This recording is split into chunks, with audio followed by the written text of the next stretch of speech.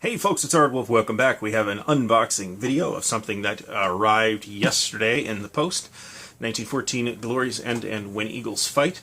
Both games are from Ted Racier. This is the World War I dual pack, Glory's End being the first few months of the war on the Western Front, and When Eagles Fight being the entire war on the Eastern Front.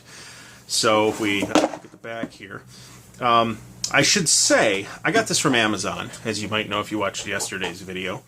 And Amazon's not a bad place to buy war games, but be careful. Make sure you know what the price on a game ought to be before paying it at Amazon, because most war games that they sell, barring stuff like maybe Memoir 44, then that category of war game, will be sold by third-party sellers. So, A, be careful about the price, and B, be careful about who's doing the actual fulfillment, because I've had some bad luck with Amazon third-party sellers before. Sometimes Amazon will do the fulfillment themselves, in which case I have no hesitation on that particular count.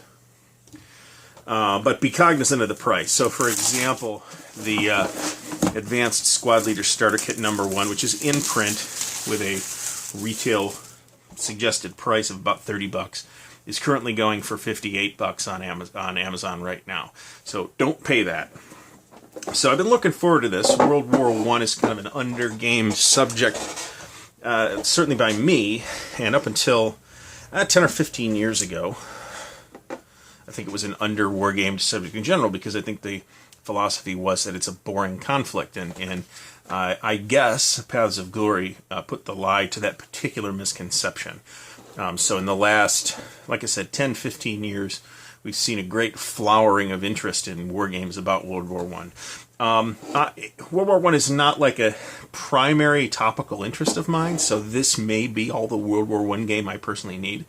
I did play Guns of August back in the day, and I have sort of fond memories of that, although it's, I believe, considered a game that is not bad, but necessarily hasn't aged well in comparison to some newer titles on the subject. But this is old school hex and counter stuff right here. So in the box we've got 2 dice, a red and a black. We'll set those aside. We got some GMT baggies, which I probably won't use for this particular game. We have the obligatory GMT counter slip here, packed by Tracy. And we've got some rule books. So one rule book is When Eagles Fight, which, like I said, is the East Front game. Now, there's 2 games in this box, and then we have some player aid cards for When Eagles Fight, with random events on the back and then the general interest stuff on the front. We've got some counter sheets. Now, this is something else that I've seen GMT doing more lately, is going with 5/8 counters rather than the traditional half-inch counters.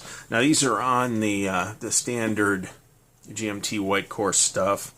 Nothing particularly unusual about them, although I've looked at the counters already through scans on Board Game Geek, and I think they look pretty good. So here's 1.5 sheets for When Eagles Fight. Obviously, the green are the Russians, the sort of blue-gray are the Germans, and the light gray are the Austro-Hungarians, and this one guy down here is a Romanian unit. And then we've got some more Germans and some miscellaneous markers down here. Because of the scale of these, they're both one-map games, and I'll get to that in a minute. It looks to me like they're pretty playable, and I hope to get one or both of these on a table sometime fairly soon. We also have a rule book for Glory's End. Now, this is a 20-page rule book, and pretty much 18 pages of it is actual rules. Going back to When Eagles Fight, I believe it's a similar length. We've got these sort of semi-gloss full color, so they're pretty nice. Also 20 pages. And this has some designer notes at the back. Looks like there's about 16 pages here. The 2 systems are similar. I've looked over the rules that they've posted on GMT's website, and they're similar but not quite identical. So you've got some player aid cards for Glory's End as well. 2 of these, and I don't see anything on the back of these. These appear to be identical as well. And we have roster sheets. This, I think, is used for the campaign game setup. I was reading about how this works, and my eyes kind of rolled over to the back of my head because it's like a blind setup, and then you like put your setup down, and then you walk away from the table, and your opponent puts his setup down, and then you pick yours all back up and put them back down. It's kind of weird, so I'm not 100% sure how that works, but they do give you a whole pad of these roster sheets, which I didn't expect to get. We also have 2 full counter sheets for Glory's End, and once again the Germans are in the sort of light blue-gray. These blue guys would be the French. These tan guys are presumably the British, and these would be the light blue would be the Belgians. Again, I've looked at this as well. We do have some entrenchment rules here, and I'm not sure we even have those rules in When Eagles Fight. And here's another thing that I really like, and this is one of the things that that sold me on this game, is there's a one-map scenario, and here's the one map on a standard-sized piece of cardstock for the Battle of the Marne scenario. So nice and small. It looks like it's going to be a good learning scenario, sort of at the gates of Paris, or on the map, I should say. So that may get a video on that subject pretty soon. Now here's the map, and let's move some stuff aside here so I can show you the map, because there's 2 completely independent games in here with their own components and all that. However, the map is double-sided.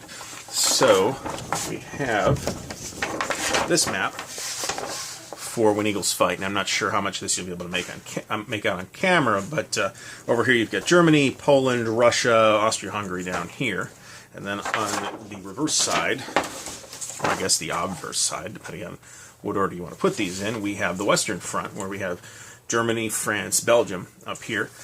Paris is down here in the center. This sort of orange line, which I believe you can see on camera, is the Paris in danger frontier. Germany gets into this and has certain game effects. Haven't like completely thoroughly read either of these rule sets yet, but both games look pretty cool. Relatively light. I wouldn't say introductory, but they look relatively light. So I'm looking forward to these. I think this will also be a relatively videoable game system. And I found myself picking up more of these dual packs, as you'll see in the hopefully next couple days. I've got some more in the pipeline. So I've already got their dual pack called Twin Peaks, which is the American Civil War battles of South Mountain and Cedar Mountain. That's actually part of the Great Battles of the American Civil War series, the Richard Berg sort of time-hallowed series that Terrible Swift Sword and Bloody April were part of. So, but in the meantime, dual packs, that's cool. I got this for what I consider a very good price as well. So, again, pay attention to pricing when you buy from Amazon. You can generally get better prices from Cool Stuff or from Miniature Market, both places I've dealt with successfully in the past. But so be careful with Amazon, but hey, I got Amazon credit. So I look forward to getting this thing punched out, set up, and we'll do another video on it or something new fairly soon.